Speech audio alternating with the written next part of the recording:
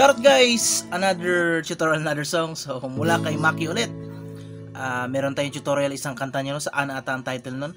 And then ito naman ay Kailan. So Kailan question mark. Simple version lang ito. 2 parts lang guys ang mga chords. So madali lang ito sundan. 2 parts lang kasi ang chords eh. At syempre meron string pattern. So start na tayo kaagad.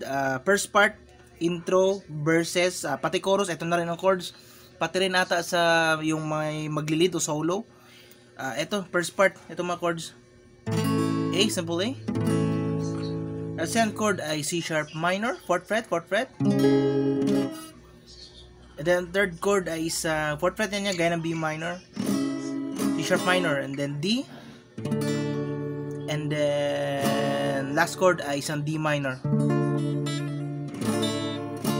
Okay, ulit basic A. And then C sharp minor, 4th fret. Pwede na maka-open para mas malamig ang tono, no? And then D. Then D minor. So, play natin na. String pattern pala ito. Down, up, down, up, down, up, down, up, down, up, down, up. So, gaya ng mga ginagamit natin sa mga ilang tutorial, maraming tutorial natin, no? Down, up, down, up, down, up, down, up, down, up, down, up. And ang last 2 strum ay muted. Play natin na. Down, up, down, up, down, up, down, up, down, up, down, up. Muted ang last 2 strums, okay? Down, up. Again, sharp, then sharp minor. So, last 2 strum ay muted. Down. Okay? Down, up, down, up, down, up, down, up, down, okay?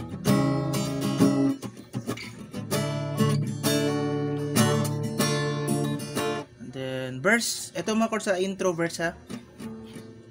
Na na na na na na na na na. Okay. Na. So repeat lang yan. And then bago ang chorus tayo, ay pre-chorus tayo. So tapos ng verse. Then ito mga chords, pakita ko muna pre-chorus. Huwag ay believe mga kahapon. So B minor, and then 4th fret, C sharp minor. So 3 times yan. Na na na na wala ng kahapon. And then last line ay D, then E. Okay, so play natin ulit. Oh, I believe na mga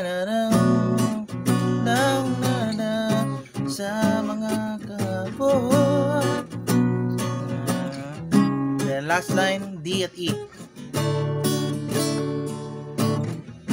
So 3 times lang yan. Then D. And then chorus, yung sinabi ko, repeat natin yung verse, intro at verse na chords, yung kay na.